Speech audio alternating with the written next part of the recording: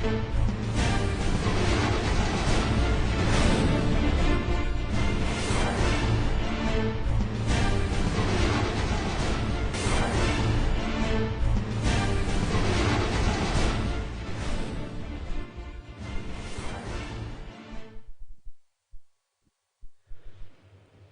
stories tonight. President Buhari commends China for reversing Nigeria's infrastructural deficit. Senate passes sexual harassment bill as House of Reps seeks establishment of special courts for rape. Federal government to close third mainland bridge for 6 months.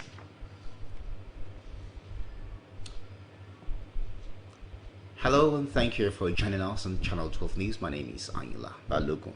We start with a story from the international scene.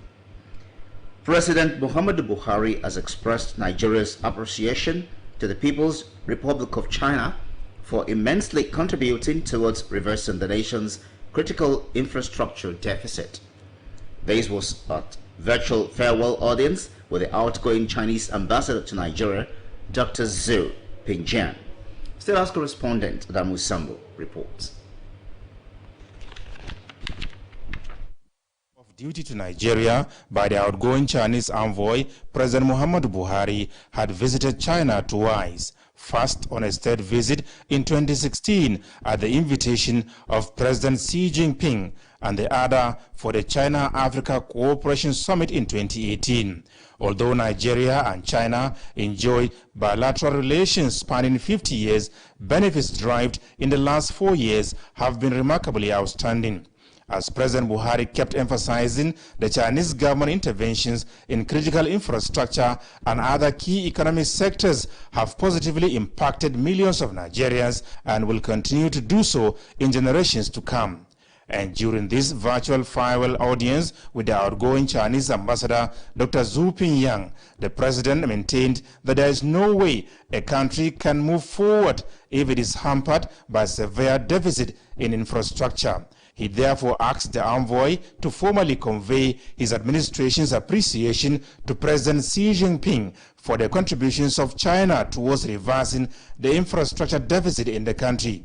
Nigeria, he explained, had suffered a lot in the areas of rail, roads, airports, and power, saying no country can develop in such a situation. China, President Buhari said, had played its role effectively in all the memoranda of understanding signed with Nigeria, and his administration is quite appreciative. The outgoing ambassador, Dr. Zhu Pingjian, had described his tour of duty to Nigeria as highly rewarding and greatly appreciating the government and people of Nigeria. Having visited all the 36 states of the country, the envoy said he had seen the remarkable progress being made under the Buhari administration and expressed confidence in the ability of Nigeria to fly higher. Dr. Pingjian appreciated Nigeria's solidarity with China at critical times, particularly when COVID-19 broke out. The outgoing ambassador said the One China policy is dear to his country and lauded Nigeria for her support. The envoy promised to remain a goodwill ambassador of Nigeria. From the State House, Adamu Sambo, NTA News. Now to oil and gas sector. The construction of AKK gas pipeline, when completed, will bring relief to existing gas-based industries while also enhancing Kogi's socio-economic development. And with the enormous opportunities the $2.8 billion project presents, there is nothing industries crave more than its early completion. Charles Alpha reports. Gas, the cleanest burning hydrocarbon, producing around half of carbon dioxide, is just 1/10 of the pollutants of coal when burnt to generate energy. Specialists say it is cheaper, faster, and extremely reliable in boosting upstream activities. It will reduce gas flaring, which is a major environmental issue, because those gas that ought to be flared will be pumped into this gas pipeline and utilized for the nation's industrialization. For a connecting gas pipeline network that will integrate the northern region of the country with the Niger Delta, the eastern part of the country, and the western region, so that overall you have a capacity increase which will enable delivery of gas to our customers in the eastern region, in the western region, and north of the country. These benefits perhaps underline the urgent need to develop the sector to further cut down over-dependence on petrol and diesel to power small-scale businesses in Kogi State. With construction of the more than 600 kilometers Abeokuta-Kaduna-Kano gas pipeline project underway, there is nothing industries in Kogi crave more than the early completion of the project in their quest to maximize profit over the cost of generating power to run their factories. The more the country can use its gas resources, the less of flaring and apparently the more of revenue. A lot of industries will be getting their power. The natural gas will be used to fuel a lot of heavy plants.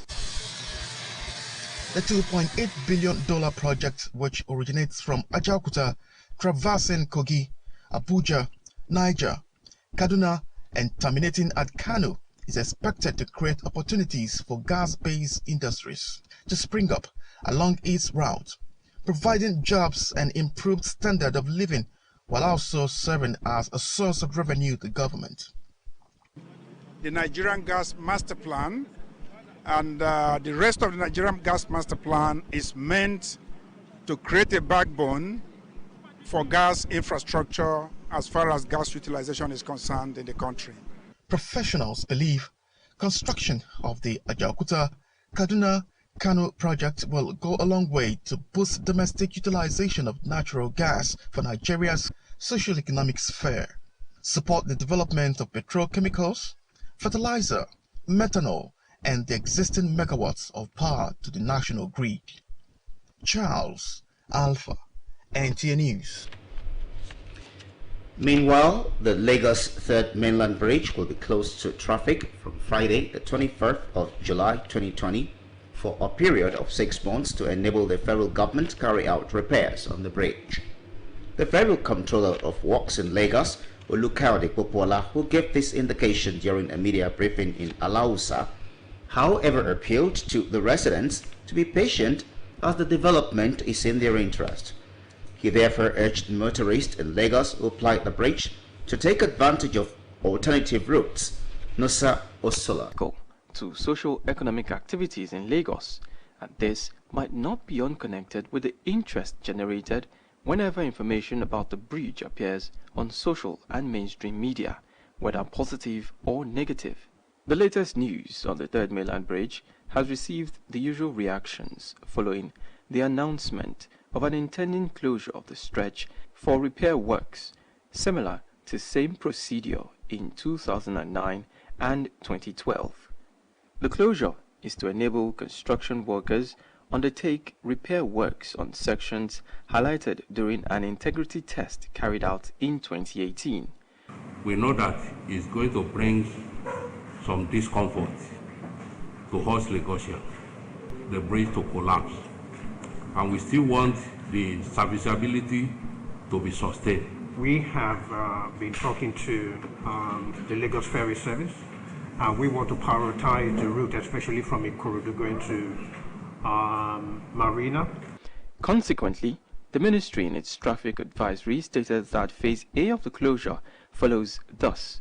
Morning traffic, 12 midnight to 1 p.m., would see the closure of Oronshoki to Lagos Island, traffic only on the Lagos Island bound lane. While in the afternoon, the bridge will be closed between 1 p.m. to 12 midnight, as that would be on the Lagos bound to Oronshoki, leaving only the Lagos Island bound lane, which will be for a period of 3 months.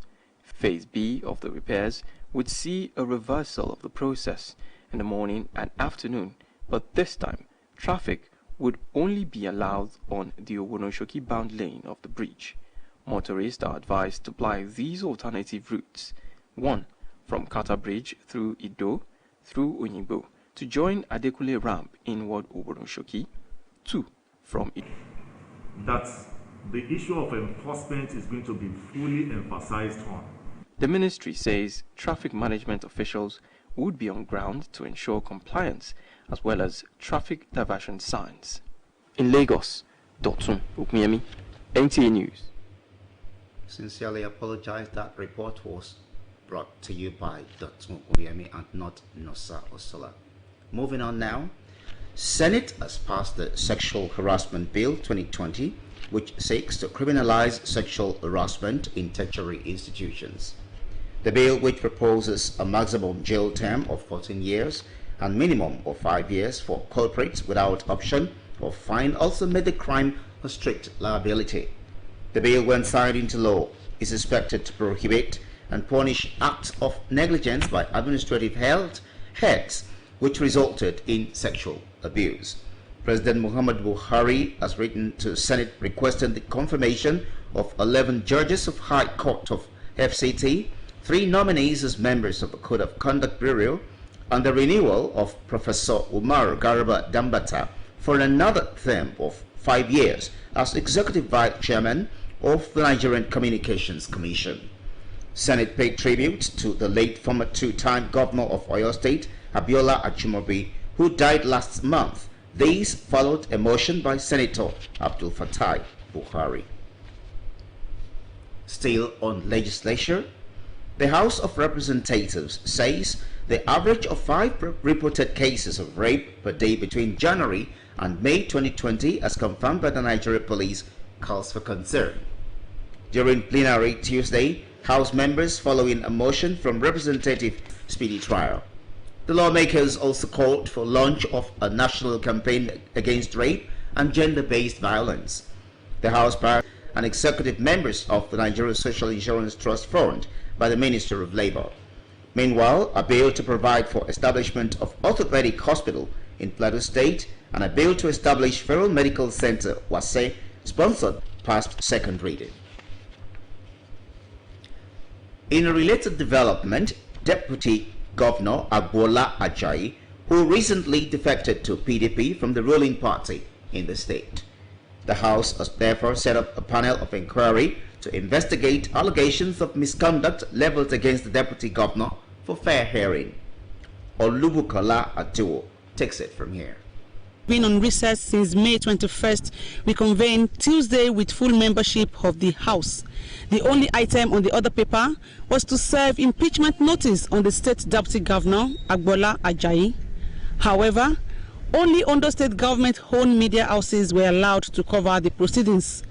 It was difficult for journalists to gain access into the hallowed chambers of the House. However, NTA News gathered that all the 26 members were in plenary, which was presided over by the Speaker, Honorable Bamidele Oleyalogun. At the end of the session, 14 out of the 26 members signed the impeachment notice, while 9, including the Deputy Speaker, Honorable Ogundeji Roju, refused to sign the notice. Impeachment is a process. In fact, it's only 9 that we even needed for what we did today. Exactly. That is 1/3. It's only 9. Then we have 14. The House therefore set up a panel of inquiry to further investigate the allegation of misconduct against the Deputy Governor. Security operatives from the police and the Nigerian Security and Civil Defense Corps have taken strategic positions of the assembly as early as 7 in the morning, but there was no breach of peace. In Akure, NTA News. Channel 12 News continues shortly after this timeout. Please stay.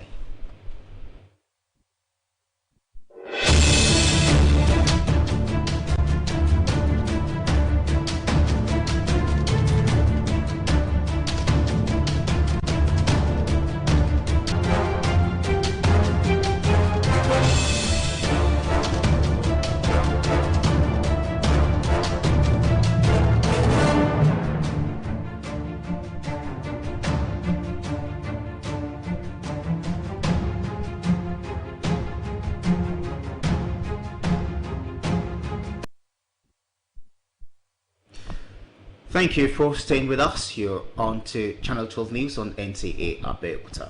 Moving on now, we bring you a report on the West African sub-region.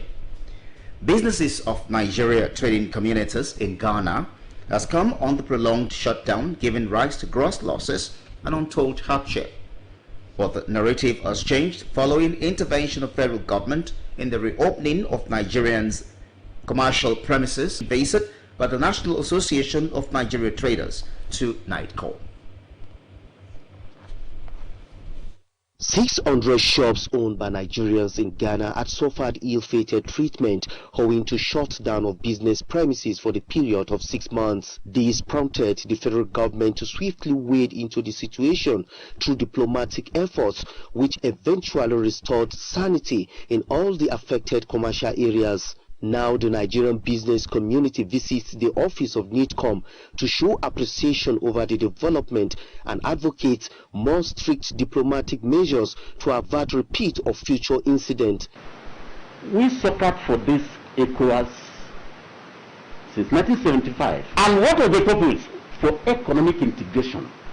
And if it is therefore for economic integration, we must not disintegrate the people. NITCOM chairman Abike Dabiri Erewa expressed satisfaction with the visit and revealed plan to create against their own government. So it's good news, and like you said, we have to continue the spirit of brotherliness. We're all part of ECOWAS, and that is the spirit. But I think the person to thank really is President Muhammadu Buhari, because without you knowing, the president was engaging the Ghanaian president on many occasions. She says to limit themselves to regulations of their host countries. In Abuja, Abubakar Usman Akwanga, NTA News. And now politics. All Progressives Congress has inaugurated the party's screening and appeal committees for Ondo State governorship aspirants. Secretary to the Caretaker and Extraordinary Convention Committee of the party, Senator John Akpan Udogen, presided over the event and urged members of the committees to be focused and uphold the principle of fair conduct in the discharge of their duties, as the task before them is so dear to the party. The Screening and Appeal Committee of 9 members each expected to screen 12 APC aspirants ahead of the party's governorship primary election scheduled to hold on the 20th July 2020.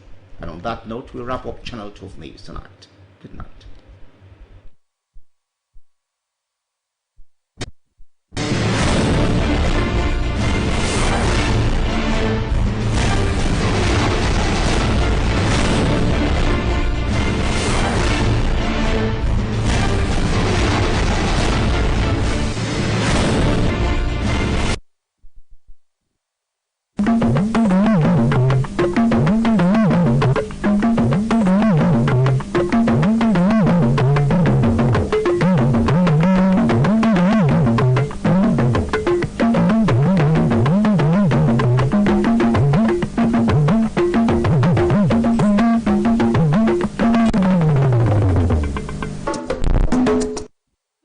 Muhammadu Buhari ti gbóṣùbà fún ilẹ̀ China fún ìrànlọ́wọ́ tó ṣe nípa ìdàgbàsókè ohun amúlùúdùn ilẹ̀ wa.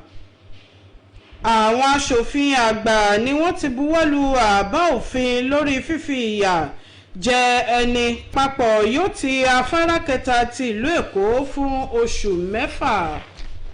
Wàyí ẹ wá nǹkan fìdílé láti gbọ́ ìròyìn ọ̀hún ní kíkún. Fúnmiláyọ̀ Pátọ́lá ni oníròyìn ìròyìn ọ̀hún rèé.